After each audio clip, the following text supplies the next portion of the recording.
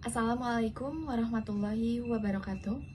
Perkenalkan, nama saya Gita Rahmawati Dewi, Program Studi Manajemen Retail Universitas Muhammadiyah Sukabumi, dengan NIM 2432221002.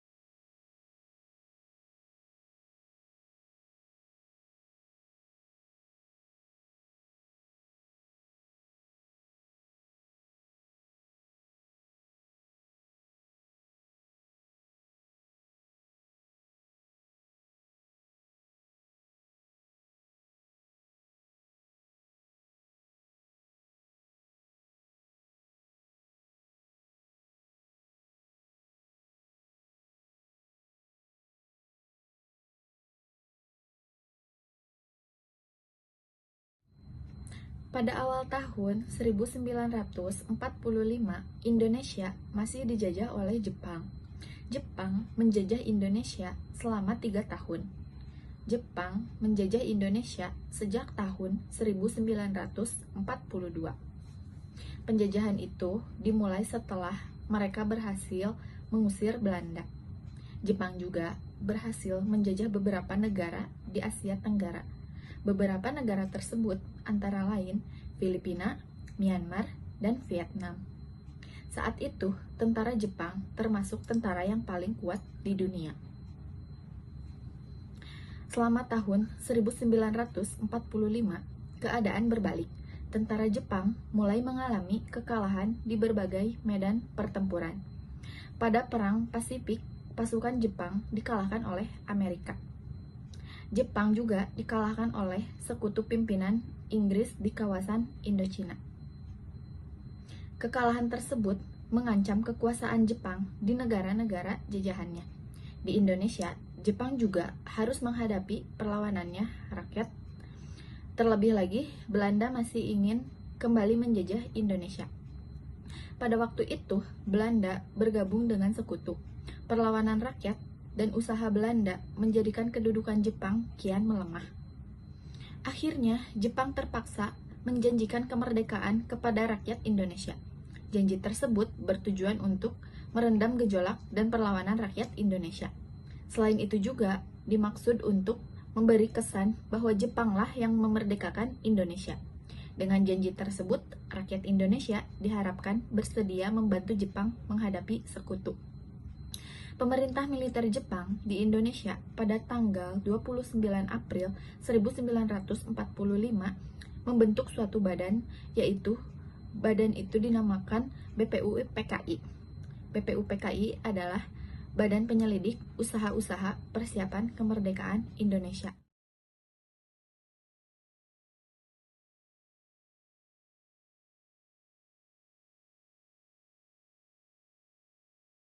Sepanjang sejarah, BPUPKI hanya mengadakan sidang selama 2 kali, yaitu sidang pertama pada tanggal 29 Mei sampai dengan 1 Juni 1945. Dan sidang kedua yaitu pada tanggal 10 Juli sampai dengan 16 Juli 1945.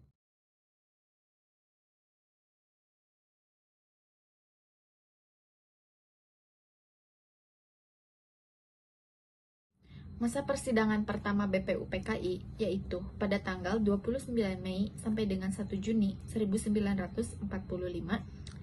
BPUPKI membahas rumusan dasar negara untuk Indonesia merdeka. Pada persidangan dikemukakan berbagai pendapat tentang dasar negara yang akan dipakai Indonesia merdeka. Pendapat tersebut disampaikan oleh Mr. Muhammad Yamin, Mr. Supomo, dan Insinyur Soekarno.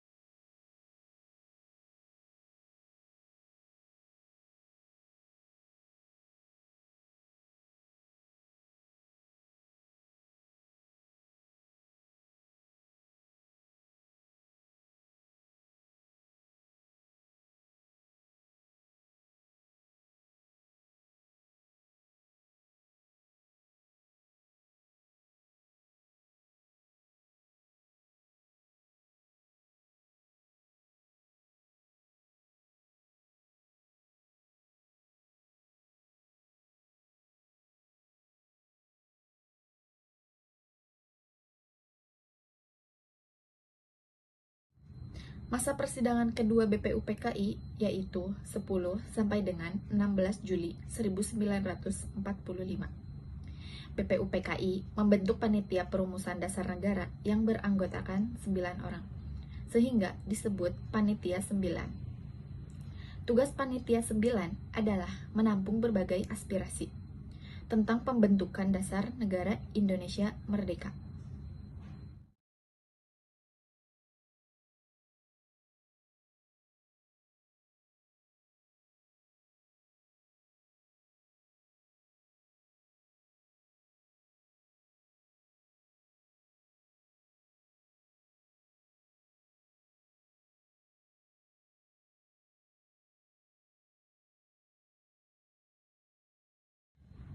Pada tanggal 22 Juni 1945, Panitia 9 berhasil merumuskan dasar negara untuk Indonesia merdeka. Rumusan itu oleh Mr. Muhammad Yamin diberi nama Piagam Jakarta atau Jakarta Charter. Dalam piagam inilah termuat 5 dasar negara Indonesia. Pada tanggal 10 sampai dengan 16 Juli 1945, BPUPKI mengadakan sidang kedua. Pada masa sidang ini, BPUPKI membahas rancangan Undang-Undang Dasar. Untuk itu, dibentuk panitia perancang Undang-Undangan Dasar yang diketuai Insinyur Soekarno.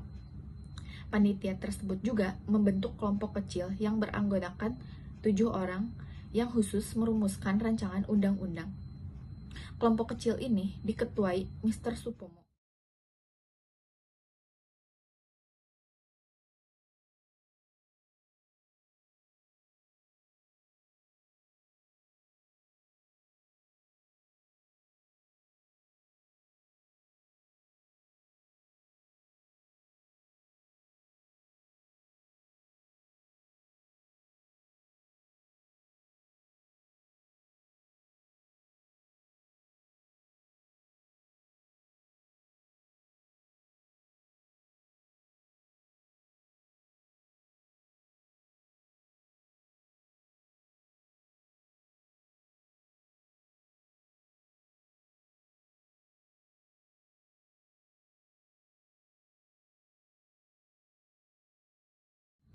Pada tanggal 15 dan 16 Juli 1945, diadakan sidang untuk menyusun Undang-Undang Dasar berdasarkan hasil kerja Panitia Perancangan Undang-Undang Dasar. Pada tanggal 17 Juli 1945, dilaporkan hasil kerja penyusunan undang-undang. Laporan diterima sidang pleno BPUPKI. Selesai menjalankan tugasnya, BPUPKI dibubarkan pada tanggal 7 Agustus 1945. Sebagai gantinya, dibentuklah PPKI atau Panitia Persiapan Kemerdekaan Indonesia. Dalam bahasa Jepang, PPKI disebut Dokuritsu Jumbi Inkai. PPKI lah yang mengesahkan pembukaan Undang-Undang Dasar 1945 yang rumusannya diambil dari Piagam Jakarta.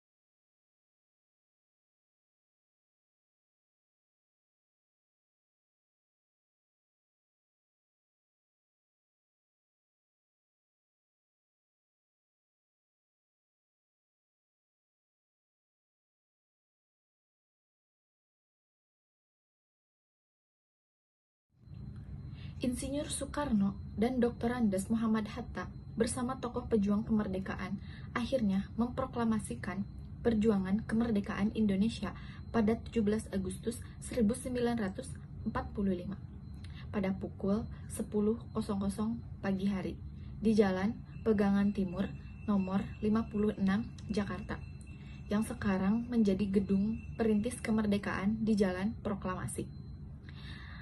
Pengibaran bendera merah putih yang dijahit oleh Ibu Fatmawati atau istri Soekarno dilakukan oleh Latif Hendraningrat dan Suhud.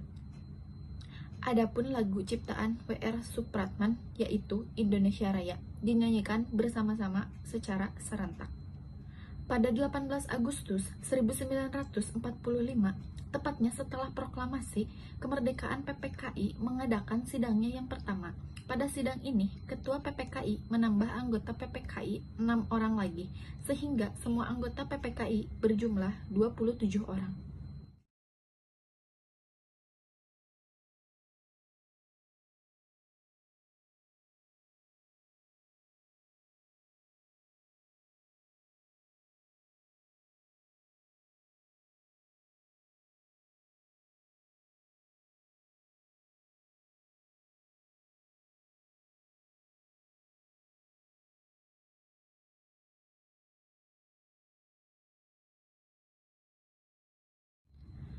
Dalam sidang pertamanya, 18 Agustus 1945, PPKI mengesahkan Undang-Undang Dasar Negara Indonesia yang kini terkenal dengan sebutan Undang-Undang Dasar 1945.